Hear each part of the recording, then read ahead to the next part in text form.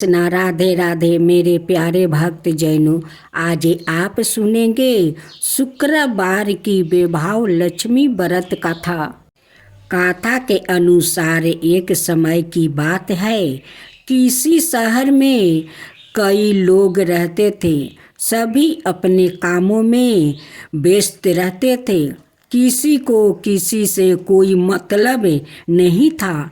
भजन कीर्तन भक्ति भाव दया माया परोपकार जैसे संसारों का अभाव हो चुका था। शहर में बुराइयां बढ़ गई थी। शराब जुआ रस अत्याचार चोरी डकैती आदि बहुत से गुनाह शहर में होने लगा था। बावजूद इसके उस शहर में कुछ अच्छे लोग भी रहते थे। इनमें शीला नाम की स्त्री जो धर्मी की प्रकृति और संतोष स्वभाव वाली थी। उनका पति भी विवेकी और सुशील था। शीला और उसका पति कभी किसी की बुराई नहीं करते थे और भगवान का भजन करने में अच्छी तरह समय व्यतीत कर रहे थे। शहर के लोग उनकी गृहस्थी की सराहना करते थे। देखते ही देखते समय बदल गया। शीला का पति की अच्छी संगति बुरी में बदल गई। अब वो जल्द से जल्द करोड़पति बनने का ख्वाब देखने लगा। इसलिए वो गलत रास्ते पर चल पड़ा और फलस्वरूप उसकी हालत भिखारी जैसी हो गई। शराब जुए रस शराब गांजा आदि बुरी आदतों में शीला का पति भी फंस गया। दोस्तों के साथ उसे भी शराब की आदत लग गई। इस प्रकार उसने अपना सब कुछ जुए में गंवा दिया। शीला इस बात से बेहद चिंतित रहने लगी, लेकिन उसे भगवान पर भरोसा था। वो अपना अधिकांश समय प्रभु भक्ति में बिताने लगी। अचानक एक दिन दोपहर को उनके द्वार पर किसी ने दस्तक दी। शीला ने द्वार खोला तो देखा कि एक माँ जी खड़ी थी। उसके चेहरे पर अलौकिक तेज दिखाई दे रहा था। उनकी आँखों में से मानो अमृत बह रहा था। उसका बेभाव चेहरा करुणा और प्यार से झलक रहा था। उसको देखते ही शीला के मन में शांति महसूस हुई और उसके रोम रोम आनंदमयी हो उठा।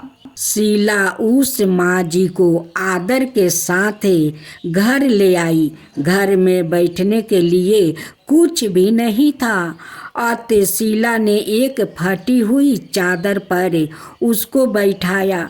माँ जी बोली, क्यों शीला, मुझे पहचाना नहीं? हर शुक्रवार को लक्ष्मी जी की मंदिर में भजन कीर्तन के समय मैं भी वहाँ आती हूँ।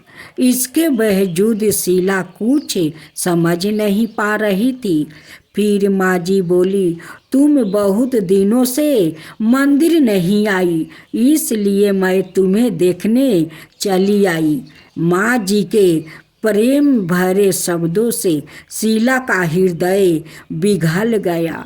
उसकी आंखों में आंसू आ गया और वो बिलख बिलख कर रोने लगी। माँ जी ने कहा, बेटी, सुख और दुख तो धूप और जैसे होते हैं। धैर्य रखो बेटी, मुझे तेरी सारी परेशानी पता है। माँ जी के व्यवहार से शीला को काफ़ी सबल मिला और सुख की आशा में उनसे माँ जी को अपनी सारी कहानी कह सुनाई। माँ जी के व्यवहार से शीला को काफ़ी सुकून मिला और उसने माँ जी को अपनी सारी कहानी सुनाई। शीला के पूछने पर माँ जी ने उसे व्रत की सारी विधि भी बताई। माँ जी ने कहा, बेटी, माँ लक्ष्मी का व्रत बहुत सरल है। उसे वरद लक्ष्मी व्रत या वैभव लक्ष्मी व्रत कहा जाता है। यह व्रत करने वाले की सब मनोकामना पूर्ण होती है। वो सुख, संपत्ति और यश प्राप्ति करता है। शीला यह सुनकर आनंदित हो गई। शीला ने संकल्प करके आंखों खोली तो सामने कोई ना था। वो सोच में पड़ गई कि माँ जी कहाँ गई। शीला को तत्काल यह समझते देर नहीं लगी कि माँ जी और कोई नहीं, साक्षात लक्ष्मी जी ही थी। दूसरे दिन शुक्रवार था। सुबह स्नान करके स्वच्छ कपड़े पहनकर शीला ने माँ जी द्वारा बताई विधि से पूरे मन से व्रत किया। आखिरी में प्रसाद वितरण हुआ। यह प्रसाद पहले पति को खिलाई। प्रसाद खाते ही पति के स्वभाव में फर्क पड़ गया। उस दिन उसने शीला को मारा नहीं, सताया भी नहीं। शीला को बहुत आनंद हुआ। उनके मन में वैभव लक्ष्मी व्रत के लिए श्रद्धा बढ़ गई। शीला ने पूर्ण श्रद्धा भक्ति से 21 शुक्रवार तक वैभव लक्ष्मी व्रत किया। 21वां शुक्रवार को माँ जी के कहे मुताबिक उद्यापन विधि करके 7 स्त्रियों को वैभव लक्ष्मी व्रत की 7 पुस्तक उपहार में दी। फिर माँ जी के धन लक्ष्मी स्वरूप की छवि को बंधन करके भाव से मन ही मन प्रार्थना करने लगी। हे माँ धन लक्ष्मी, मैंने आपका वैभव लक्ष्मी व्रत करने की मन्नत मांगी थी। वो व्रत आज पूर्ण किया है। हे माँ, मेरी हर विपत्ति दूर करो, हमारा सबका कल्याण करो। जिसे संतान ना हो उसे संतान देना। सौभाग्यवती स्त्री का सौभाग्य अखंड रखना। कुंवारी लड़की को मन भावना पति देना। जो आपका यह चमत्कारी वैभव लक्ष्मी व्रत करे, उनकी सब विपत्ति दूर करना, सभी को सुखी करना। हे माँ, आपकी महिमा अपरंपार है। ऐसा बोल कर लक्ष्मी जी की धन लक्ष्मी स्वरूप की छवि को प्रणाम किया। व्रत के प्रभाव से शीला का पति अच्छा आदमी बन गया और कड़ी मेहनत करके व्यवसाय करने लगा। उसने तुरंत शीला के गिरवी रखे गहने चुरा लिया। घर में धन की समृद्धि हुई। घर में पहले जैसी सुख शांति छा गई। वैभव लक्ष्मी व्रत का प्रभाव देखकर मोहल्लों की दूसरी स्त्रियां भी विधि पूर्वक वैभव लक्ष्मी व्रत करने लगी। माँ तू लक्ष्मी करी कृपा करो हृदय में वास, मनोकामना सिद्धि कर पुराहु मेरी आस। सिद्धू सूता विष्णु प्रिया नत सिर बारंबार टेक सोठा यही मोरे हरदास। हाथ जोड़ी मिनती करूं सब विधि करो सुबास। जय जननी जगदम्बिका सिंधु सूता मैं सुमिरो, तो ही ज्ञान वृद्धि विद्या दो मोही। तुम समान नहीं कोई उपकारी, सब विधि पूरा बहु आस हमारी।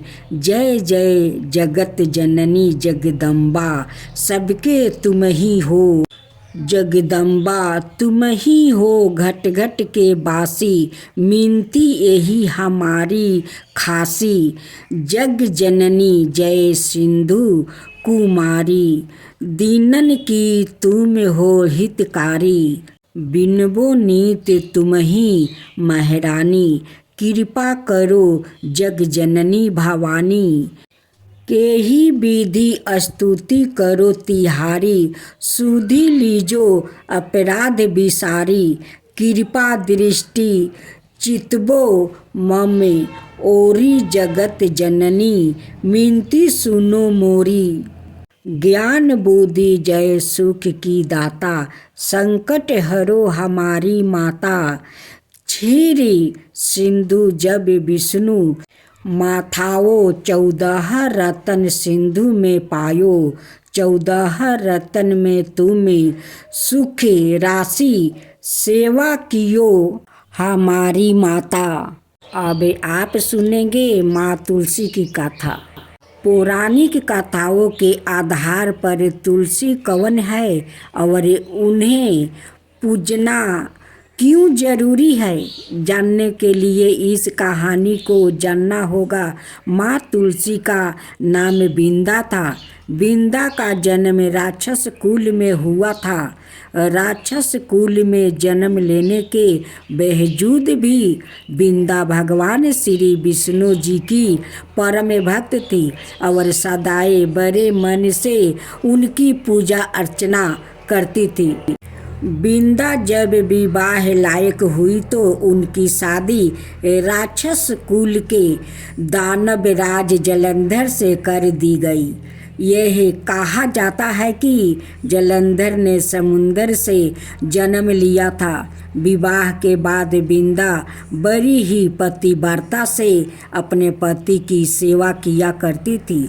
जब देवताओं और दानवों में युद्ध छिड़ा, युद्ध पर जाते हुए बिंदा ने अपने पति जलंधर से कहा कि स्वामी, आप तो युद्ध पर जा रहे हैं, लेकिन जब तक आप जीत हासिल करे वापस नहीं आ जाते तब तक मैं आपके लिए पूजा करती रहूंगी और अपना संकल्प नहीं छोड़ूंगी। जलंधर तो युद्ध में चले गए और बिंदा व्रत का संकल्प लेकर पूजा में बैठ गई। बिंदा के व्रत का प्रभाव इतना था कि देवता जलंधर से जीतने में नाकाम हो रहे थे। जब देवता हारने लगा तो सभी ने भगवान विष्णु से प्रार्थना की कि किसी भी तरह वो देवताओं को युद्ध जीतने में मदद करे। भगवान विष्णु बड़े ही असमंजस स्थिति में थे। वो सोच रहे थे कि बिंदा को कैसे रोका जाए, जबकि वो उनकी परम भक्त थी। बड़े ही सोचने के बाद श्री विष्णु जी ने बिंदा के साथ छल करने का निर्णय ही ले लिया। व्रत पूजा को तोड़ने के लिए उन्होंने बिंदा के पति जलंधर का रूप धारण किया और बिंदा के महल में जा पहुँचे। बिंदा ने जैसे ही अपने पति जलंधर को देखा तो उनके चरणों छूने के उद्देश्य से पूजा से उठ पड़ी, जिससे बिंदा का संकल्प टूट गया। बिंदा का व्रत संकल्प टूटते ही देवताओं ने दानव जलंधर का सिर धड़ से अलग करके उसे मार दिया गया। भगवान विष्णु के छल का पाता जब बिंदा को गाता हुआ तो पहले तो वो जलंधर का काटा हुआ सिर लेकर खूब रोई और सती होने के पहले विष्णु जी को पत्थर बन जाने का श्राप दिया। विष्णु जी पत्थर बन भी गया, लेकिन इस बात से सभी देवता देवियों और लक्ष्मी जी खूब रोने लगी। सभी ने मिलकर बिंदा से खूब मिनती की कि वो विष्णु जी को श्राप से मुक्ति कर दे। आखिरकार बिंदा मानी गई। भगवान विष्णु फिर से अपना अवतार में आए। विष्णु जी ने देखा कि बिंदा जिस जगह सती हुई उस जगह एक पौधा खिला हुआ है। बिंदा से किए गए छल का प्रायश्चित करते हुए विष्णु जी ने खिले हुए पौधों को तुलसी का नाम दिया और यह ऐलान किया कि आज से इनका नाम तुलसी है और मेरा एक रूप इस पत्थर के रूप में रहेगा, जिसे शालिग्राम के नाम से तुलसी जी के साथ ही पूजा जाएगा और तुलसी जी की पूजा के बगैर मैं कोई भी भोग स्वीकार नहीं करूँगा। तब से तुलसी जी की पूजा सभी करने लगे। तुलसी जी के साथ शालिग्राम जी का विवाह किया जाता है। एकादशी के दिन इसे तुलसी विवाह पर्व के रूप में मनाया जाता है।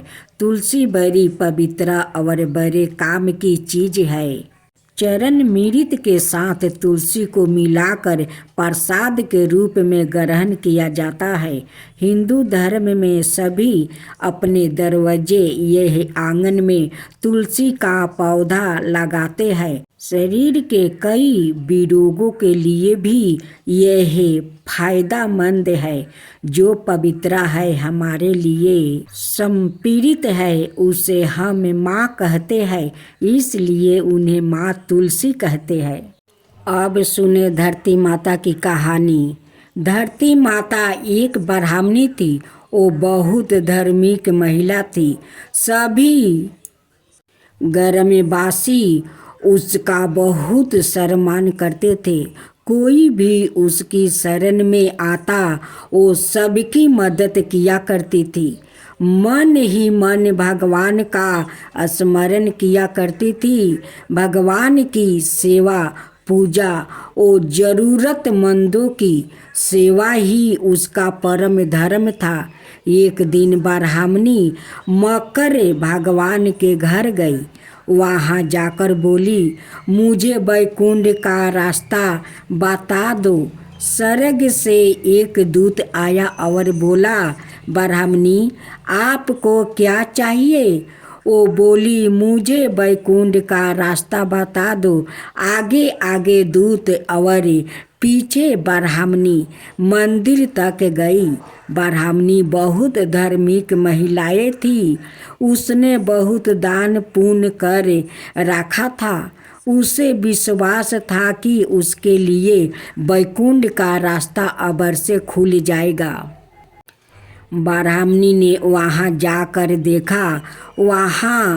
वहाँ बड़ा सा मंदिर, सोने का सिंहासन, हीरे मोती से जड़ित छतरी थी। चित्रगुप्त जी अनाये सभा में बैठे साक्षात इंद्र के समान शोभा पा रहे थे और अनाये नीति से अपना राज्य संभाल रहे थे। यमराज जी सबको कर्मों अनुसार दंड दे रहे थे। ब्राह्मणी ने जाकर प्रणाम किया और बोली, मुझे वैकुंठ जाना है। चित्रगुप्त ने लेखा सुनाया और कहा कि ब्राह्मणी तुमने सब धर्म किया परंतु धरती माता की कहानी नहीं सुनी, इसलिए तुम्हारे सिर पर धरती माता का कर्ज है। वैकुंठ में कैसे जाओगी? ब्राह्मणी बोली, धरती माता की कहानी के क्या नियम है? चित्रगुप्त जी ने बोले, कोई 1 साल का 6 महीने, कोई 7 दिन ही सुने, पर धरती माता की कहानी अवश्य सुने, फिर उसका उद्यापन कर दे। धरती माता की कहानी सुने जाने से अनजाने किए गए पापों कर्मों को धरती माता हर लेती है। स्वर्गलोक में धर्म को ही स्थान प्राप्ति है। यहाँ पाप के लिए कोई जगह नहीं है। धरती माता की कहानी पीपल के पेड़ के नीचे बैठ कर सुननी चाहिए। यह बात सुनकर ब्राह्मणी ने प्रार्थना की कि मुझे 7 दिन वापस पृथ्वी लोक पर जाने दो, मैं कहानी सुनकर वापस आ जाऊंगी। चित्रगुप्त जी ने उसका लेखा जोखा देखकर 7 दिन के लिए पृथ्वी पर भेज दिया। ब्राह्मणी जीवित हो गई। ब्राह्मणी ने अपने परिवार वालों से कहा कि मैं 7 दिन के लिए धरती माता की कहानी सुनने के लिए वापस आई हूँ। इस कथा को सुनाने से 12 पुण्य मिलता है। उसने पीपल के पेड़ के नीचे बैठकर परिवार के साथ 7 दिन तक धरती माता की कथा सुनी। 7 दिन पूरे होने पर वापस जमराज जी का बुलावा आया और ब्राह्मणी को वैकुंठ में श्री हरि के चरणों में स्थान प्राप्ति हुआ। जो कोई भी प्राणी धरती माता की कहानी सुनता है, मृत्यु के समय सभी पाप कर्म धरती माता हर लेती है। वो प्राणी को वैकुंठ में स्थान प्राप्ति होता है। धरती माता की जय हो। धरती माता की सदा ही जय हो। कृष्णा राधे राधे। मेरे प्यारे भक्त जनों, आज आप सुनेंगे बुधवार व्रत कथा। पूजा विधि आरती। हिंदू धर्म में बुधवार का दिन भगवान गणेश को समर्पित किया गया है। ऐसी मान्यता है जो व्याकृत इस दिन सच्चे मन से विघ्नहर्ता गणपति जी की उपासना और उपवास करता है, उसके जीवन में सभी कष्ट दूर हो जाता है। इस व्रत के प्रभाव से व्याकृत जीवन में सुख शांति आती है। इस व्रत को 7 बार के रोज में करना फलदायी माना जाता है। इतना ही नहीं, बुधवार व्रत करने से बुध ग्रह भी मजबूत होता है। जानिए बुधवार व्रत की कथा, पूजा विधि, मंत्र, महताओं और अन्य जरूरी बातें। एक समय की बात है, समातापुर नगर में मधुसूदन नाम का एक व्याकृत रहता था। उसका विवाह पास के ही नगर बलरामपुर की रहने वाली संगीता से संपन्न हुआ था। वो दिखने में सुंदर और सुशील थी। एक दिन मधुसूदन ने अपनी पत्नी को लाने के लिए ससुराल पहुंचा। वो उसी दिन अपनी पत्नी को विदा कराने की जिद पर आरा रहा, लेकिन उस दिन बुधवार था। पत्नी के घर वाले समझाने लगे कि बुधवार के दिन यात्रा करना अशुभ होता है, पर वो नहीं माना। संगीता के घर वालों को उस बुधवार के दिन ही विदा करना पड़ा। इस तरह वो दोनों बैलगाड़ी में बैठकर जाने लगे। कुछ दूरी तय करने के बाद रास्ते में बैलगाड़ी का एक पहिया टूट गया। फिर दोनों गाड़ी से उतर कर पैदल यात्रा करने लगा। इसी बीच संगीता को प्यास लगी। तभी मधुसूदन पानी लेने गया। जब वो पानी लेकर लौटा तो हैरान रह गया। उसने देखा कि उसकी पत्नी के साथ उसका कोई हम शकल बैठा है। पास जाकर उसने हम शकल से पूछा कि कौन हो? इस पर उस आदमी ने कहा कि उसका नाम मधुसूदन है और वो संगीता का पति है। इस पर मधुसूदन भड़क गया और बोला कि यह झूठा है। असली मधुसूदन तो मैं हूँ। मैं संगीता के लिए पानी लेने गया था। इस पर हम सकल ने कहा कि वो तो पानी लाकर संगीता को पिला भी दिया। अब इनमें संगीता के असली पति होने को लेकर झगड़ा होने लगा। तभी उस नगर के राजा का एक सिपाही वहाँ पहुँचा। उसने संगीता से पूछा कि उसके असली पति के बारे में सवाल किया। तब वो खुद दुविधा में थी। इस पर संगीता ने कोई जवाब नहीं दिया। फिर सिपाहियों ने उनको राजा के दरबार में पेश किया। पूरी कहानी सुनने के बाद दोनों को राजा ने जेल में डालने का आदेश दिया। घबराया हुआ मधुसूदन इसके बाद बुद्धदेव को याद कर उनसे क्षमा मांगने लगा। इसके बाद वहाँ आकाशवाणी हुई कि मधुसूदन, तुमने अरियल बर्ताव से भगवान बुद्धदेव काफ़ी नाराज है। उन्होंने ही ऐसी दुविधा पैदा की है। तब मधुसूदन ने नरम आवाज में कहा कि हे महाराज, उससे बड़ी गलती हो गई है।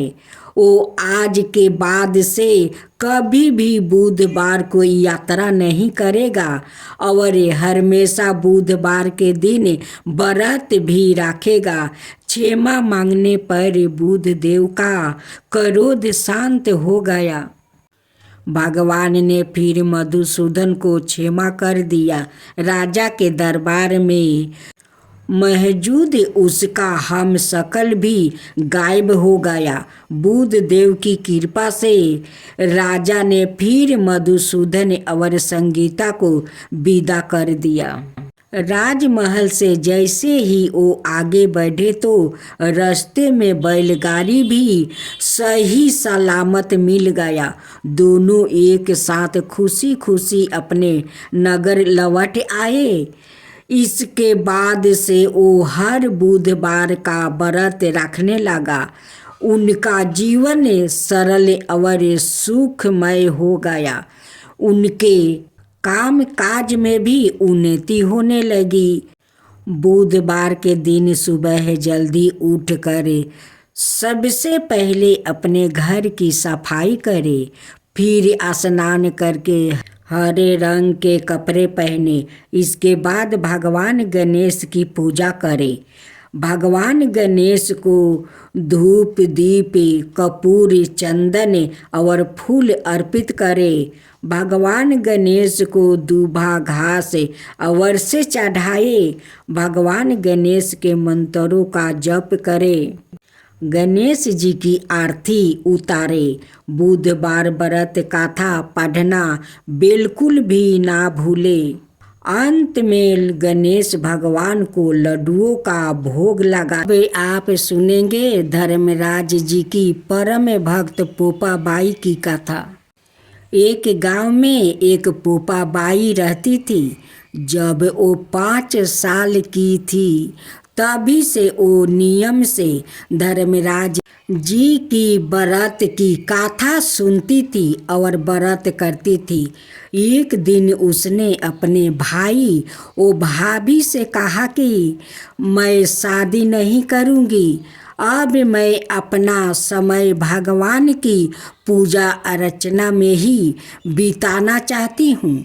इसलिए मेरी झोपड़ी गांव के बाहर बनवा दो और गांव में सबको कह दो कि वो अपनी गाय और बछड़ों को मेरे यहाँ ही घास भूसा चरने को भेज दो और जिसकी भी इच्छा हो, श्रद्धा हो, मुझे खाना भेजवा दो। एक दिन नगर का राजा शिकार खेलने जंगल में आया। और गांव के बाहर जंगल के पास बनी झोपड़ी देखकर रुक गया। झोपड़ी के पास जाकर उसने आवाज लगाई कि कौन है, लेकिन भीतर से कोई आवाज न आने पर वो लगातार दरवाजा खटखटा रहा था। तब पोपा बाई उठी और कहने लगी कि कौन हो तुम जो बार बार दरवाजा बजा रहे हो, क्यों आवाज लगा रहे हो? राजा ने कहा कि मैं यहाँ का राजा हूँ और तुम्हारे साथ विवाह करना चाहता हूँ। पोपा बाई ने कहा कि जहाँ से आए हो वही चले जाओ, मैं किसी पराये आदमी का मुख नहीं देखती हूँ। राजा ने पोपा बाई की एक नहीं सुनी और उसे जबरदस्ती उठा कर ले गया। तब पोपा बाई ने राजा को श्राप दिया कि तुम्हारा सारा राजपाट नष्ट हो जाएगा। महल में आने पर राजा की रानियों ने सारी बात सुनकर राजा से अनुरोध किया कि पोपा बाई को वही वापस छोड़ आवो। राजा जब पोपा बाई को वापसी झोपड़ी में छोड़ने जाने लगा तो रास्ते में पाप की नदी आई, जिसमें राजा डूब गया।